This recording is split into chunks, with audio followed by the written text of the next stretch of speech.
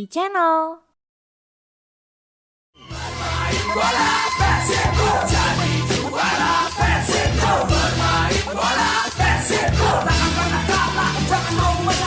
Bobotoh, kita kembali lagi di acara Sampurasun Persib Rampes Juara. Masih dengan Kang Adit dan kita akan ngebahas ini perbandingan apa yang terjadi di Indonesia dan di luar negeri. Dan tentunya khususon terhadap apa yang terjadi di klub kesayangan kita semua, Persib Maung Bandung. Hari ini kita akan membahas tentang striker kita nih. Berkah DDS tidak main. Kok menjadi berkah? Dari 7 pertandingan Persib, David da Silva hanya baru bermain sebanyak 3 pertandingan di Liga 1 musim ini karena cedera yang dialaminya. Banyak yang hariwang kalau DDS tidak main, namun nyatanya ini juga bisa menjadi berkah bagi Persib. Selama Persib tidak diperkuat oleh DDS, banyak dari pemain Persib yang lain bisa mencetak gol. Bobotoh diperlihatkan talenta pemain lain selain DDS yang bisa diandalkan. Terlebih dari para pemain baru yang didatangkan Coach Boyan Hodak yang sudah berhasil menunjukkan taringnya seperti Dimas Derajat, Gustavo Pranka, Tyrone Delvinho, dan Adam Alis. Mereka telah mampu membuat gol di Persib. Ini adalah berkah karena tidak harus selalu mengandalkan DDS untuk mesin gol. Ternyata pemain yang lain pun punya porsi yang sama untuk mencetak gol. Walaupun gol itu memang dikhususkan untuk striker. Jadi ini apakah berkah atau memang ini adalah sebuah kesempatan bagi pemain lain untuk menciptakan gol-gol indah? Mari kita bahas dengan Kang Adit. Kang Adis, ini kan DDS itu menepi karena memang cedera. Jadi otomatis pemain lain harus bisa menggantikan perannya dia untuk menjadi lumbung gol ya. Nah, ini perbandingannya kalau di luar negeri, di sepak bola modern ini gimana Kang Adit? Kalau yang saya lihat, kan sepak bola zaman sekarang itu tuh berbeda dengan zaman Kang Botok tuh dulu nonton gitu ya. Betul. Dimana? Ya, karena sudah tua saya. Sudah berumur ya. Zaman Kang Ebet mungkin terbiasa dengan 2 striker. Betul, 2 striker gitu. Dan strikernya ngegolin. Sementara zaman sekarang tuh kan menurut saya ya, rada membosankan gitu main bola teh. Karena pertahanan setiap tim itu tuh jadi rapat gitu. Pisan, susah betul. banget. Bahkan untuk striker-striker tuh ya kesusahan cetak gol. MU misalkan. MU lagi. Emang hese MU kenapa sih? Merekrut Josa Zirkzee kan. Bener. Si Josa susah gitu golinnya ya. Dan pemain-pemain lain pun kesulitan kecuali mungkin Erling Haaland gitu. Jadi striker zaman sekarang tuh beneran lagi susah banget nih gitu mencetak gol. Dan ini sebenarnya fenomena udah terjadi tahun 2018 kan. 2018. Piala Dunia, betul. Piala Dunia. Yang dimana waktu Prancis jadi juara. Prancis juara. Dia itu kan strikernya tuh Olivier Giroud kan. Ya, Olivier Giroud. Dan di sepanjang pertandingan Giroud si Giroud ini tuh main terus kan. Olivier Giroud. Si Giroud ini tuh main terus. Berarti kan kita berpikir dia yang menjadi gol. Dia golnya banyak. Betul. Dong. Dan ternyata di Piala Dunia 2018 jumlah golnya adalah 0. Giroud itu. Zero. Dia ini bahkan dari 13 tendangan, Kang, tidak ada yang mengarah ke gawang sepanjang Piala Dunia teh. Kemungsa Giroud, kemungsa. Kosong. Nah, gitu terus ya? dia itu karena memang fungsinya saat itu adalah untuk memberikan ruang bagi Antoine Griezmann dan juga Antoine Griezmann dan juga Kylian Mbappé. Kalau Kylian Mbappé biasanya Kylian Mbappé Gitu ya. Memberikan ruang bagi dua pemain itu gitu. Ya. Nah, kalau yang terjadi di Persib bukan menjadi berkah karena DDS cedera, bukan. Ini takdirnya DDS cedera harus menepi dan akhirnya Persib itu harus memutar otak bagaimana lumbung gol itu tidak hanya di DDS. Nah, akhirnya pemain-pemain lain yang bisa ngegolin. Jadi ini antara berkah dan memang takdir. Berkah bagi pemain lain sehingga bisa memberikan gol. Takdirnya adalah DDS harus menepi dulu.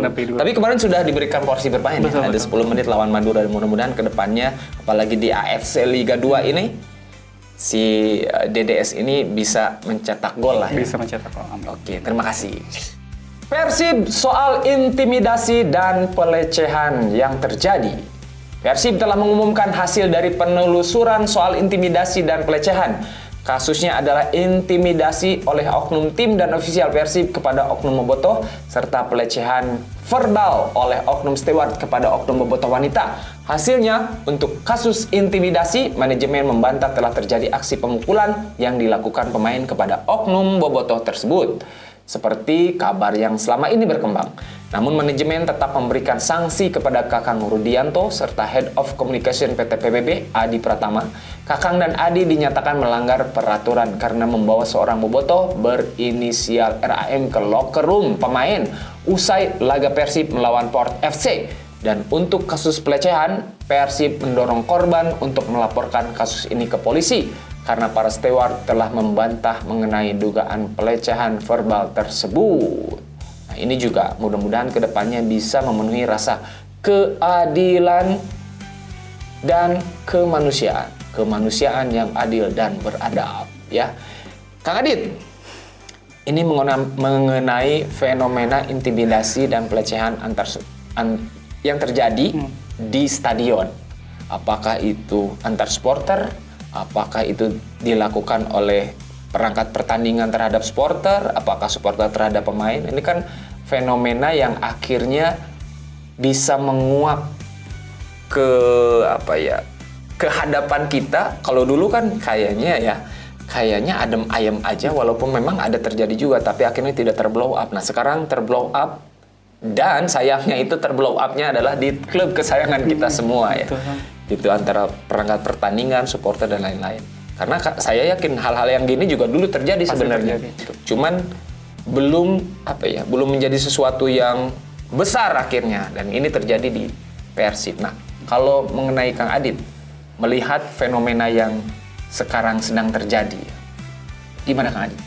Sebenarnya kan kalau kekerasan terhadap supporter itu satu hal ya, tapi cara bagaimana klub untuk membereskannya itu adalah hal yang lain lah gitu ya.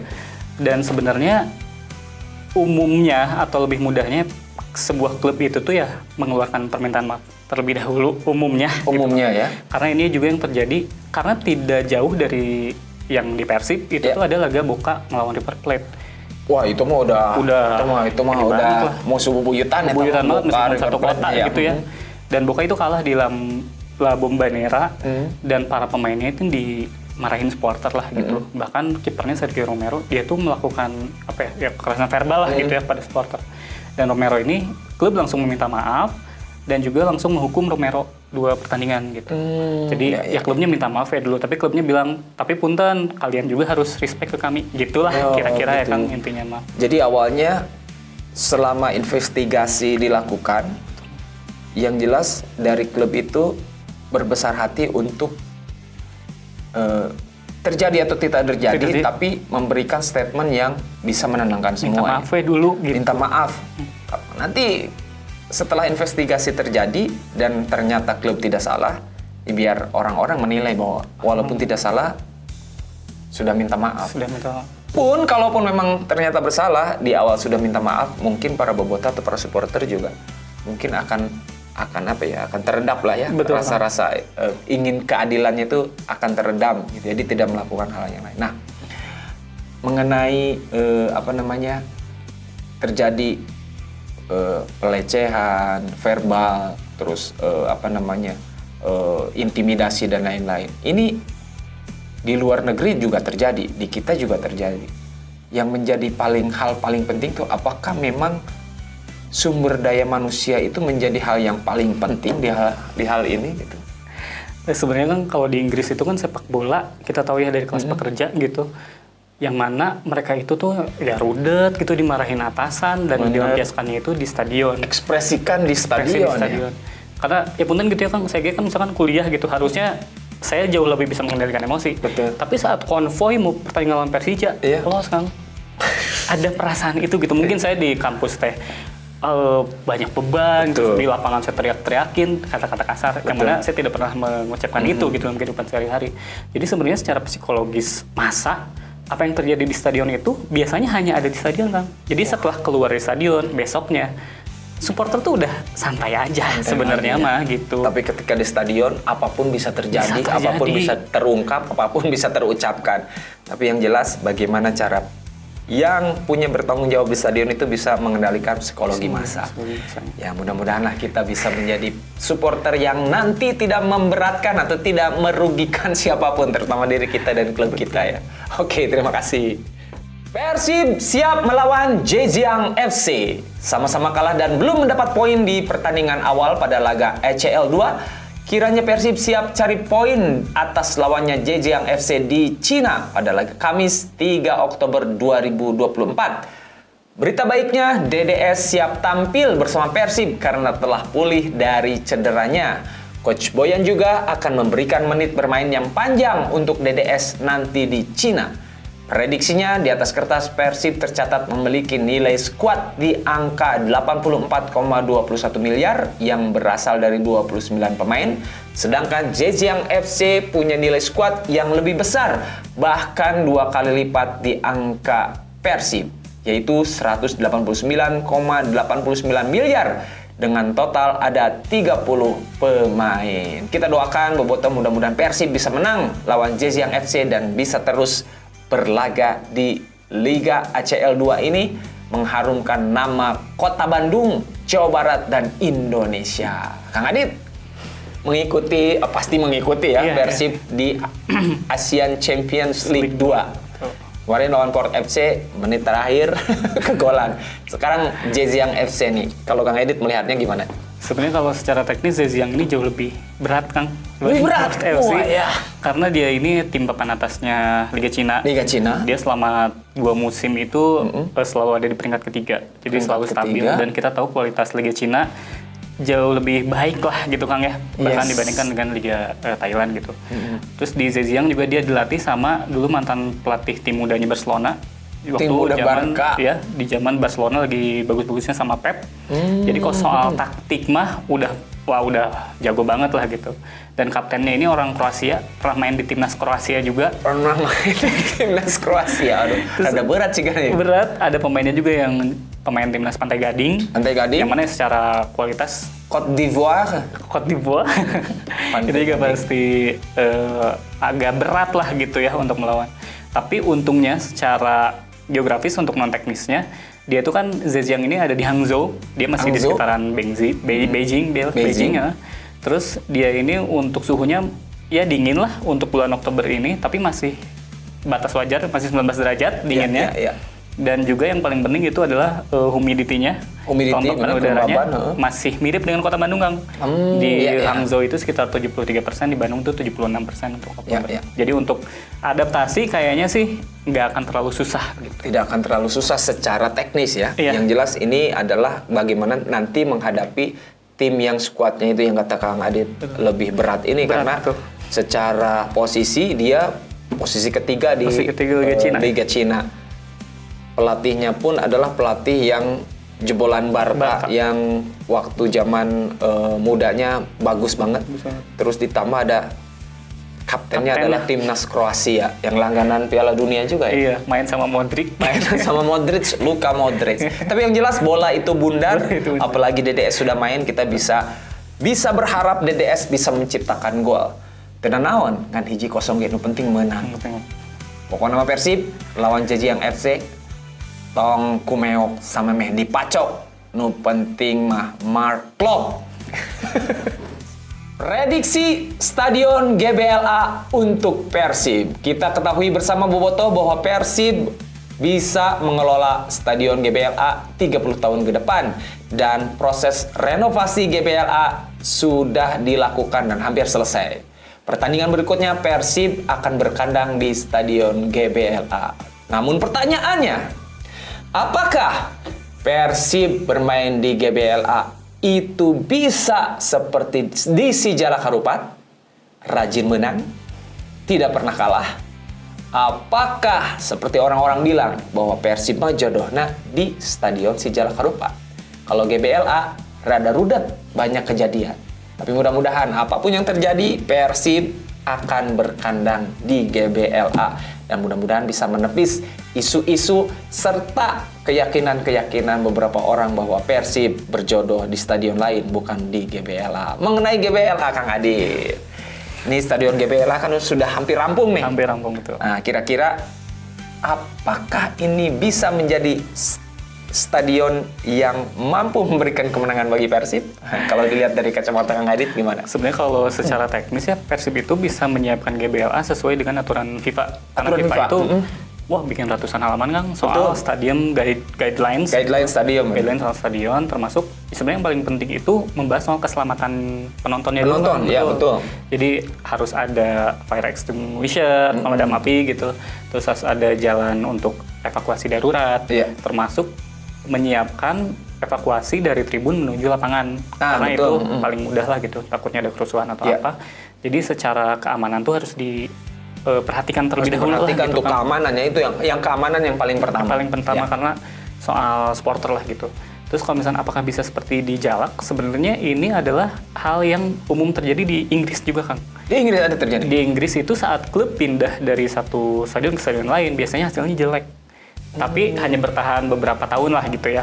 Kayak misalkan ada Southampton dari The Dale pindah ke St. Mary. Terus kemarin West Ham dari Boleyn Ground ke London Stadium ya. Terus yang paling bagus itu adalah Manchester City, Kang. Yang dia pindah dari Main Road ke Manchester Stadium. Nah itu Etihad Stadium itu. Iya, tapi Manchester City itu ada faktor dari kehadirannya uang. Iya betul. Uang Timur Tengah. Iya itu yang punyanya. Mengeluarkan uang untuk bangun stadion. Gitu. Untuk bangun stadion. Jadi memang secara statistik di Inggris pun saat ada tim yang pindah stadion mereka itu turun gitu. Di musim selanjutnya itu biasanya turun. Dan itu mungkin lebih ke belum terbiasa aja mungkin terbiasa ya. Oke. Nah itu hal-hal yang lumrah memang terjadi. Tapi banyak juga yang ngomong bahwa ternyata aura GBL ama parum daripada aura SJH. Jadi ini membuat Persib parum, tapi itu mah hanya apa ya? Hanya ungkapan-ungkapan saja ya. Tapi yang jelas ketika sudah direnovasi ini bisa memunculkan aura yang bagus untuk Persib menang di GBL. Gitu ya. Apalagi kalau misalkan bisa membuat stadionnya kayak Anfield misalkan yang ada This is Anfield gitu. Aduh, itu udah keren. Itu bisa sih sebenarnya. Tapi kemarin saya ngobrol nih, bahas dulu tentang fasilitas nih. Fasilitas GBLA dengan stadion lain, Kang Adit. Kan saya pernah keliling di GBLA, memang ada beberapa fasilitas yang belum akhirnya tersedia dengan bagus lah. Terutama akses di luar tuh. Nah, kalau kita berbicara tentang stadion yang harus tersedia fasilitas-fasilitas yang paling utama itu untuk pemain apa sih, Kang Adit? Untuk pemain mah pasti rata-rata udah bagus ya, Kang. Udah bagus di locker room. Dan juga yang paling penting itu akses, Kang. Jangan sampai kejadian kayak kemarin Mark yang mencari anaknya gitu. Oh iya benar. Jadi pokoknya pemain tuh harus steril aja. Dia harus akses keluar masuknya tuh gampang gitu. Jadi masuk ke bus misalkan, masuk ke ruang ganti. Tidak terganggu ya. Tidak terganggu hal-hal yang itu. Dan yang kedua yang soal penonton, WC, Kang. Wah, itu mah iya benar. Udah harus banget. Betul. Karena ya kita tahulah gitu ya, si fasilitas WC di stadion di Indonesia itu kadang rada mengerikan gitu. Betul. Kadang tidak terperhatikan. Dan kalaupun ada yang terperhatikan, ini memang ada dua sisi sih. Jadi ketika fasilitasnya sudah baik, nah orang yang memakai fasilitas itu juga harus ikutan baik. Jangan sampai gini, fasilitasnya udah dibuat bagus, tapi nu makena teu alus. Ki di mana wae teh dicebor, dan petugasnya juga sudah menyediakan air dengan bagus lah gitu, airnya ada. Tapi aya wae gitu nu misleuk hiji dua mah. Ketika pipis nggak disentor atau ketika buang air besar juga tidak diperlakukan. Nah, memang harus dua-duanya ya. Mudah-mudahan sih fasilitas GBLA yang sekarang ini lebih bisa menjadi stadion yang kita boleh bilang cukup layak dan sangat layak untuk dilakukan sebuah pertandingan dan untuk didatangkan penonton gitu. Nah, kalau di luar negeri saya pernah Kang Adit, saya pernah ngobrol dengan orang PT PBB. Bagaimana si stadion itu ketika ada jeda pertandingan, misalkan libur pertandingan dunia gitu ya. Tapi si stadion itu tetap hidup dengan adanya Tour de Stadion. Saya pernah melakukannya itu waktu di Madrid. Jadi saya ke Santiago Bernabéu sebelum direnovasi yang terbaru. Itu kita bayar, terus kita keliling. Dan itu kelilingnya tuh hampir 2 jam, 3 jam. Kita keliling dan itu bagus. Kemarin saya ngobrol dengan orang PT PBB. Bagaimana kalau GBLA nanti seperti itu kan. Jadi ada tour dengan bayar sejumlah uang kita melihat fasilitas, terus kita melihat ruangan-ruangan yang biasa dipakai oleh pemain, tapi kita juga bisa akses dengan caranya adalah tour guide. Kira-kira Kang Adit, di luar negeri kan udah pasti lumrah ya gitu, standar seperti itu. Cuma kan Kang Sandiaga Bernabeu mah di tengah kota ya, yang lewatin Aljabar dulu gitu. Itu kan ada jauhnya. Iya. Jadi memang Persib kan PR-nya besar banget. Sebenarnya stadion yang sekarang jadi percontohan itu tuh New White Hart Lane yang Tottenham, di mana Tottenham ini tuh beneran state of the art lah stadionnya teh. State of the art. Bagus banget karena secara di dalamnya seni dan lain-lain gitu. Secara seni dan lain-lain, bahkan food court tuh ya di sekeliling stadion gitu. Yes. Jadi orang-orang ke situ teh bukan cuma mau nonton bola gitu makan gitu, tapi memang ke food court menghabiskan banyak hal. Betul. Dan saat tidak ada pertandingan, stadion ini bisa disewakan untuk berbagai hal lah gitu Kang sebenarnya. Betul dah. Ini menjadi sebuah mimpi bagi Persib Bandung atau semua klub sepak bola di Indonesia mempunyai stadion sendiri. Ya mudah-mudahan kita doakan Persib ada investor yang dari Timur Tengah yang sok kurang we dijieun ke stadionna, neangan tanah di tengah kota yang bisa diakses dengan mudah ke urang jieunkeun atau doakan orang jadi sultan, urang jieunkeun stadion ke Persib ya Kang Adit juga jadi sultan kita bikinkan supaya bisa terjadi seperti itu ya. Jadi ketika kita melakukan wisata itu ya wisata stadion walaupun memang pertandingan tidak ada tapi menikmati stadion yang luar biasa. Betul. Ini adalah harapan bagi kita semuanya. Jadi mudah-mudahan stadion di Indonesia semakin layak, semakin bersahabat, semakin aman, semakin nyaman, dan tentunya bisa menjadi sebuah stadion yang layak untuk dikunjungi walaupun tidak ada pertandingan. Kang Adit, hatur nuhun pisan sudah hadir di Sampurasun Persib, dan tentunya bobotoh jangan lupa follow Instagram Kang Adit di boleh ke ligalaga.id aja. Ligalaga.id. Sama Setan Merah Net. Setan Merah Net. Kayaknya barudak MYOG ya kok. Pekerjaan. Oh, kerjaan. Oke, itu dia ya bobotoh yang nanti di sini juga ada. Yang jelas juga follow Instagram dan TikToknya Sampurasun Persib. Kita akan memberikan konten-konten yang mudah-mudahan bisa menginformasikan yang terbaik. Tentunya juga bobotoh harus tetap semangat untuk memberikan dukungan yang terbaik untuk Persib. Jangan sampai dukungan itu merugikan diri Anda sendiri, merugikan Persib, dan merugikan kita semua. Hatur nuhun sadayana, Sampurasun Persib, Rampes juara. Yo yo yo.